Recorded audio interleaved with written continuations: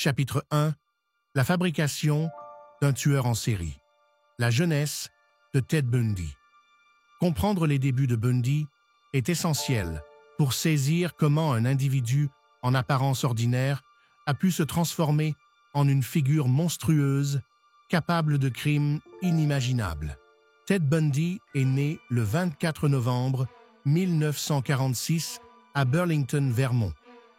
Ses premières années ont été marquées par la turbulence et le secret. Bundy a été élevé par ses grands-parents maternels, Samuel et Eleanor Cowell, en leur faisant croire qu'ils étaient ses parents et que sa mère, Louise, était sa sœur aînée. Cette tromperie familiale sur ses origines a été révélée plus tard comme une source de profonde détresse psychologique pour Bundy. Le jeune Bundy pressentait des signes de problèmes comportementaux qui ne faisaient que s'accentuer au fil des ans. Malgré sa description en tant qu'enfant intelligent et charmant, il manquait de véritables connexions émotionnelles. Sa fascination précoce pour le voyeurisme et le vol laissait présager des anomalies comportementales plus profondes qui se manifesteraient plus tard par des tendances plus violentes. La dynamique familiale de Bundy a encore compliqué son développement. Samuel Cowell, son grand-père, était connu pour avoir un tempérament violent et agressif, ce qui a sans aucun doute influencé le jeune Ted. Cet environnement d'agression et d'autoritarisme a profondément affecté la psyché formative de Bundy. L'adolescence de Bundy a été marquée par sa lutte pour s'intégrer socialement et trouver un sentiment de normalité. Malgré une apparence extérieure d'un garçon bien adapté, Bundy luttait contre des sentiments profondément enracinés d'inadéquation et de rejet. Ses tendances criminelles ont commencé de manière subtile. Bundy se livrait à des vols à l'étalage et pratiquait la manipulation pour parvenir à ses fins. Ses premiers signes de comportement déviant étaient des indicateurs troublants du chemin sinistre qu'il emprunterait ultérieurement. Alors que l'apparence extérieure de Bundy semblait évoluer vers celle d'un jeune homme prometteur, les graines de son avenir en tant que tueur en série avaient déjà pris racine. Avec un vernis de normalité, Bundy continuait à dissimuler son tourment intérieur et ses inclinations déviantes. L'incongruité entre le comportement public de Bundy et ses troubles privés a jeté les bases de la double vie qu'il mènerait plus tard, une vie marquée par la manipulation, le charme et finalement une violence incommensurable. Comprendre l'enfance de Ted Bundy, la dynamique familiale et les premiers signes de comportement troublant est essentiel pour appréhender l'évolution psychologique d'un homme qui allait terroriser et fasciner le monde. Chapitre 2. Le côté caché. La double vie de Ted Bundy. Ted Bundy incarnait la dualité de l'homme, présentant une façade de charme et de normalité tout en abritant une obscurité cachée. Sa double vie était caractérisée par le contraste saisissant entre son apparence extérieure et son monstrueux moi intérieur. Maître de la manipulation, Bundy a réussi à construire une image qui lui a permis de se fondre parfaitement dans la société. En apparence, Ted Bundy était l'incarnation du rêve américain. Il était un individu séduisant, charismatique et intelligent qui a su gagner la confiance et l'admiration de nombreux. Bundy était porté vers les études et a poursuivi un diplôme en psychologie à l'Université de Washington. Ses pairs et ses professeurs le considérait comme un étudiant prometteur, avec un bel avenir. De plus, l'implication de Bundy dans la communauté et sa participation à diverses activités sociales et politiques ont renforcé son image en tant que citoyen respectable et intègre. Les relations personnelles de Bundy, notamment avec les femmes, illustrent sa duplicité. Il était impliqué sentimentalement avec plusieurs femmes qui le percevaient comme un partenaire aimant et attentionné. Sa relation la plus longue et significative était avec Elizabeth Klopfer, une mère célibataire qui a rencontré Bundy en 1969. Elizabeth était captivée par le charme de Bundy et est tombée profondément amoureuse de lui. Malgré le comportement erratique de Bundy et ses absences inexpliquées, Elizabeth lui est restée dévouée pendant de nombreuses années, incapable de concilier l'homme qu'elle aimait avec le criminel violent qu'il était réellement. Le cercle social de Bundy s'étendait au-delà des relations amoureuses. Il entretenait des amitiés et des liens professionnels qui le protégeaient des soupçons. Son charme et son intelligence lui permettaient de manipuler ceux qui l'entouraient, dissimulant efficacement sa nature prédatrice. Il se présentait souvent comme un individu attentionné et empathique, ce qui contrastait fortement avec ses actions à huis clos. Bundy a réussi à éviter les soupçons en combinant astuce et charme. Il a minutieusement planifié ses crimes, veillant à ce que son image publique reste intacte. Sa capacité à compartimenter sa vie lui a permis de maintenir l'illusion de la normalité. Il abordait ses victimes avec une façade de vulnérabilité ou de fiabilité, feignant souvent d'être blessé ou d'avoir besoin d'aide. Cette tactique désarmait ses victimes, les rendant plus enclines à lui venir en aide et moins susceptibles de le percevoir comme une menace. La manipulation de Bundy s'étendait aux forces de l'ordre et au système judiciaire. Il utilisait son intelligence et sa connaissance du droit pour naviguer dans les procédures légales et se présenter comme une personne coopérative et inoffensive. Sa manipulation habile laissait souvent les enquêteurs et les avocats perplexes, incapables de concilier les crimes commis avec l'homme devant eux. L'aspect glaçant de la double vie de Bundy est la facilité avec laquelle il passait de sa personnalité publique à sa vie privée. Le même charme qui le rendait cher à ses amis, sa famille et ses collègues servait aussi de son arme la plus redoutable pour commettre des actes odieux. La capacité de Bundy à maintenir cette dualité pendant si longtemps souligne la complexité de son caractère et la profondeur de sa psychopathie.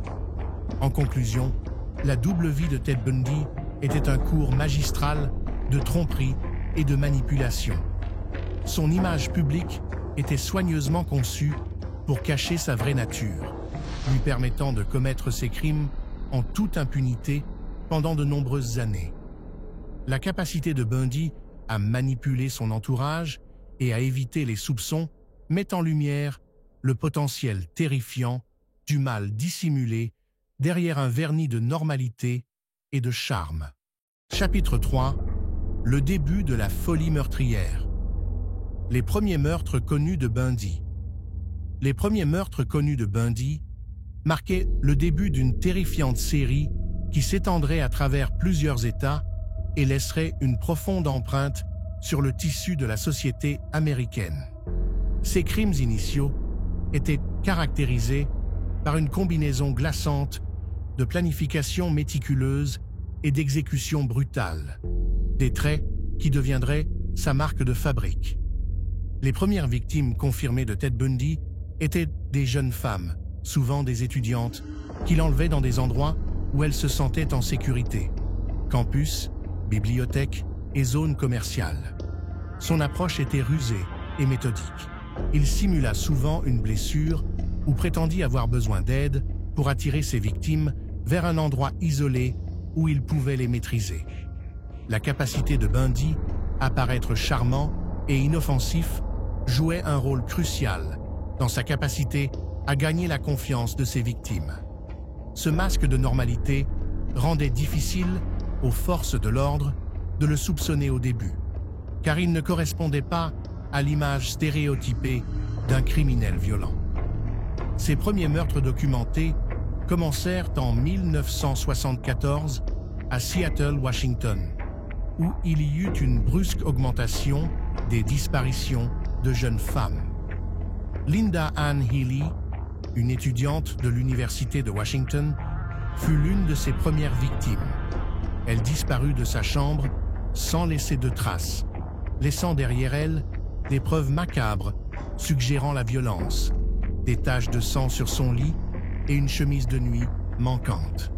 Cela fut suivi d'une série d'affaires similaires avec des femmes disparues dans des circonstances mystérieuses, plongeant les communautés dans un état de panique. Chapitre 4.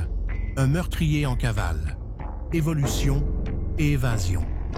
La montée en audace de Bundy et son expansion géographique ont marqué une nouvelle phase glaçante de sa carrière meurtrière.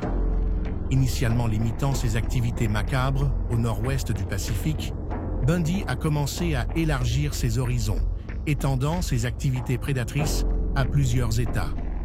Cette expansion a non seulement rendu sa série de meurtres plus difficile à retracer, mais a également souligné sa confiance croissante et son habileté à échapper à la capture. Alors que Bundy passait d'un État à un autre, ses méthodes devenaient plus raffinées tout en restant fondamentalement brutales. Sa capacité à se fondre dans différents environnements et à exploiter les opportunités mettait en lumière sa nature prédatrice. La diversité géographique de ses crimes compliquait les choses pour les agences chargées de l'application des lois, qui avaient déjà du mal à relier ce qui semblait souvent être des incidents isolés. Les problèmes de juridiction ont joué un rôle important dans cette phase de sa frénésie, car les systèmes de l'application des lois déconnectées et le manque de communication entre les États ont entravé le développement d'un profil cohérent. La série de Bundy l'a mené de l'État de Washington à l'Oregon, à l'Utah, au Colorado et enfin en Floride, laissant derrière lui un sillage de terreur et de perplexité. En Utah, il a enlevé et assassiné plusieurs jeunes femmes, utilisant des tactiques trompeuses et une connaissance intime de la psychologie humaine pour attirer ses victimes sans méfiance.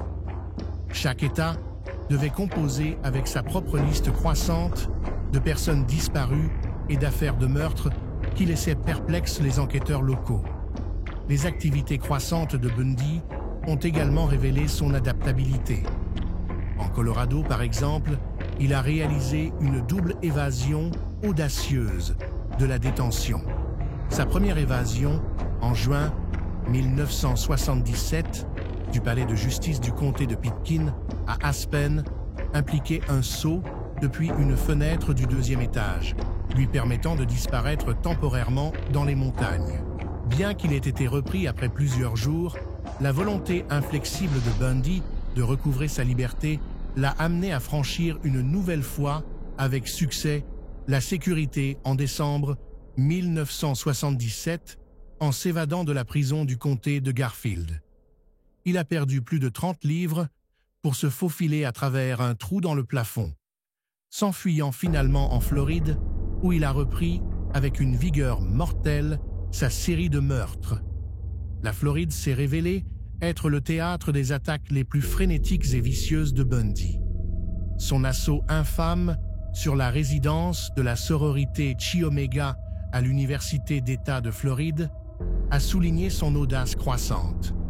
Aux premières heures du 15 janvier 1978, Bundy a pénétré dans la résidence et a violemment attaqué 4 femmes, en tuant 2 et en blessant gravement les autres.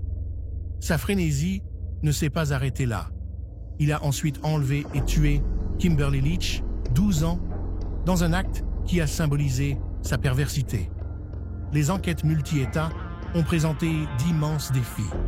La capacité de Bundy à se déplacer d'un État à l'autre relativement facilement, associée à sa maîtrise pour endosser différentes identités, en a fait une cible difficile pour les organismes d'application de la loi, souvent entravés par des limitations bureaucratiques et le manque de partage d'informations en temps réel. Chaque région a sous-estimé le niveau de menace qu'il représentait, le considérant souvent comme un problème transitoire, au lieu de reconnaître l'étendue complète de ses capacités létales. Ted Bundy a finalement été traduit en justice en février 1978 lorsqu'il a été arrêté par la police à Pensacola, en Floride, après qu'un contrôle de routine routière a révélé qu'il conduisait un véhicule volé. Son appréhension a mis fin à l'une des séries les plus redoutables du siècle. Mais il faudrait des années et un minutieux recoupement d'informations à travers plusieurs juridictions pour pleinement comprendre l'étendue de ces crimes. L'affaire Bundy a mis en lumière de flagrantes lacunes dans la coordination et la communication entre les agences de l'ordre de l'époque. Sa capacité à exploiter ces failles et son don pour l'évasion ont souligné la nécessité d'améliorations systémiques dans la collaboration entre États et le partage d'informations. Un héritage qui influencerait le travail de la police future et la gestion des crimes en série. Les manœuvres géographiques et psychologiques de Bundy durant cette période de ses méfaits meurtriers ont non seulement illustré sa confiance grandissante, mais ont également inscrit son nom dans les annales de l'infamie criminelle. Chapitre 5. Le procès de Ted Bundy, bataille juridique et frénésie médiatique.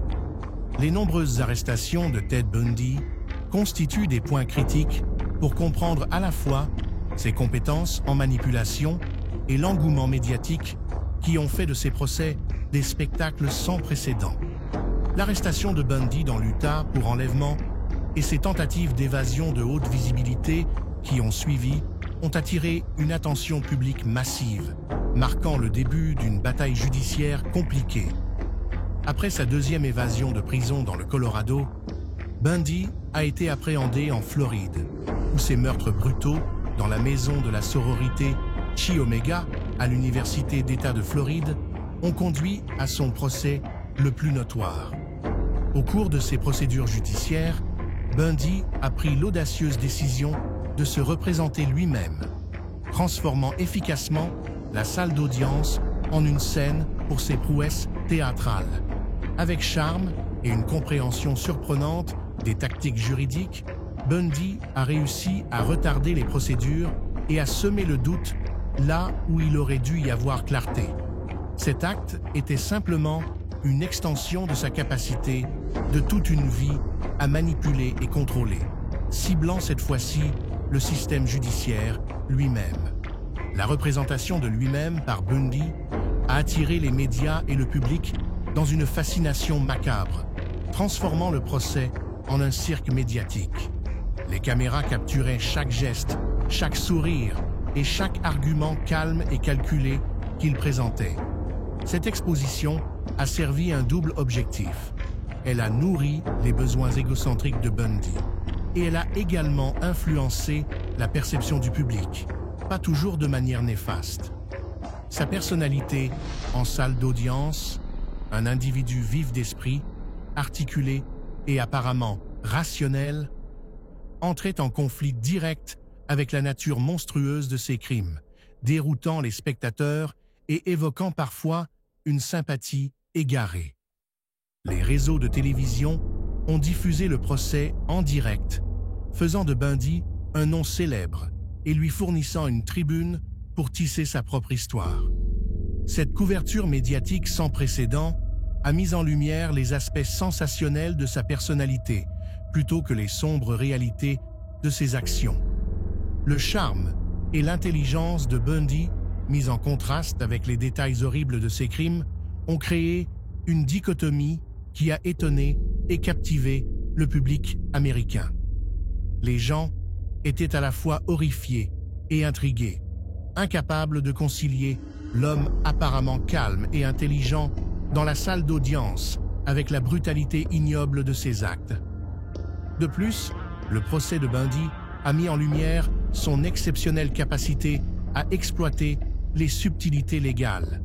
Il cherchait constamment à manipuler les procédures judiciaires et à utiliser des tactiques de retardement, affichant un niveau troublant de confiance et de ruse. Cependant, malgré ses tentatives incessantes pour miner l'accusation, les preuves accablantes ont finalement conduit à une condamnation. Sa représentation de soi, censée être un chef-d'œuvre de contrôle, est finalement devenue le symbole de ses tentatives désespérées de conserver le pouvoir et d'affirmer sa supériorité. La frénésie médiatique entourant les procès de Bundy a également eu des implications importantes pour la confiance du public dans le système judiciaire. Sa capacité à manipuler les procédures et à attirer l'attention a soulevé des questions sur l'efficacité des garanties légales et la susceptibilité de l'opinion publique au drame judiciaire. Les procès de Bundy ont mis à nu la danse complexe entre la justice pénale et l'influence médiatique, mettant en lumière le potentiel des célébrités et du sensationnalisme à affecter les processus judiciaires. Au final, les manœuvres de Bundy au tribunal, associées à la couverture médiatique incessante, ont gravé ces procès dans la mémoire culturelle américaine. Ces batailles judiciaires sont devenues bien plus que de simples processus juridiques. Elles étaient des spectacles révélant les sombres complexités de son caractère et les failles des milieux juridiques et médiatiques. À travers ces procès, Bundy a non seulement démontré son habileté manipulatrice, mais il a également involontairement veillé à ce que son histoire soit à jamais analysée, discutée et mémorisée comme un témoignage glaçant de l'intersection entre crime, médias et intrigue publique. Chapitre 6. Confession et conversation. À l'intérieur de l'esprit de Ted Bundy. Au cours de ces conversations, Bundy a ouvert une fenêtre rare sur ses motivations, sa psyché et ses auto-justifications, exposant l'horreur qui se cachait derrière sa façade en apparence charmante. Les confessions de Bundy ont été consciencieusement enregistrées, révélant un homme articulé et perturbant de calme alors qu'il relatait ses actes odieux. Il parlait de ses crimes avec un détachement qui soulignait son manque d'empathie et sa déviance psychologique profonde. Bundy ne se contentait pas de confesser les actes de violence qu'il avait commis. Il explorait les processus de pensée qui avaient précédé et accompagné ces actes, offrant des aperçus des recoins sombres de son esprit. Un des aspects les plus frappants des confessions de Bundy était sa tentative de rationaliser son comportement. Il évoquait souvent une pulsion intérieure, une force à laquelle il se sentait impuissant à résister. Selon Bundy, ce moteur interne était méticuleusement caché derrière sa façade publique, lui permettant de mener une double vie où il pouvait passer sans heurts de l'image d'un citoyen respectable à celle d'un meurtrier sans scrupules. Chapitre 7. L'exécution et l'héritage de Bundy. Les derniers jours de Ted Bundy dans le couloir de la mort ont été marqués par un mélange complexe de défiance, de réflexion et de résignation finale. À mesure que les jours s'écoulaient vers son exécution, Bundy a accordé plusieurs interviews, tentant de contrôler le récit de sa vie et de ses crimes jusqu'au bout. Ces dernières interactions ont offert d'autres aperçus de ses méthodes de manipulation et de son manque persistant de véritables remords. L'exécution de Bundy a eu lieu le 24 janvier 1989. Malgré ses tentatives de dernière minute pour susciter de la sympathie et retarder son exécution par le biais de confessions et de prétendues révélations sur des victimes supplémentaires, les tribunaux ne lui ont accordé aucun retard. Le matin de son exécution, Bundy a été conduit à la chaise électrique de la prison d'État de Floride, où il a été déclaré mort à 7h16. L'événement a suscité une attention médiatique significative, et à l'extérieur de la prison, des foules se sont rassemblées dans une célébration macabre, certaines allant jusqu'à faire des feux d'artifice, désireuses d'être témoins de la fin d'un homme qui avait terrorisé tant de personnes. L'impact des crimes de Bundy sur les familles des victimes a été profond et durable. Pour beaucoup, l'exécution a apporté un sentiment de clôture, même si la douleur de la perte de leurs proches restait un fardeau lourd. Les cicatrices psychologiques infligées par les actes brutaux de Bundy se sont étendues au-delà des victimes immédiates pour toucher des communautés entières et le paysage sociétal plus large. Après la mort de Bundy, son héritage a eu un impact sur la psychologie criminelle, les pratiques des forces de l'ordre et la culture populaire. il est devenu un symbole infâme du tueur en série charmant, remettant en question les stéréotypes tenaces sur l'apparence et le comportement d'un meurtrier. Son cas a entraîné des avancées significatives dans le profilage criminel et les méthodes médico-légales, en particulier dans la compréhension des schémas comportementaux des criminels menant une double vie. Les forces de l'ordre ont tiré des leçons cruciales de la capacité de Bundy à échapper à la capture pendant si longtemps, ce qui a conduit à une meilleure coopération entre les États et à de meilleures bases de données centralisées pour le suivi des suspects. De plus, la couverture médiatique extensive de ses procès et de son exécution a mis en évidence le rôle des médias dans la formation de la perception du public des affaires criminelles, éduquant et en même temps sensationnalisant le récit. Dans la culture populaire, l'histoire de Bundy a été racontée de nombreuses fois à travers des livres, des films et des documentaires, chacun cherchant à démêler les complexités de son caractère et les horreurs de ses actes. Son cas continue de servir de rappel glaçant du potentiel du mal sous un vernis de normalité, influençant la manière dont la société aborde les concepts de confiance, de sécurité et de capacité humaine à la violence.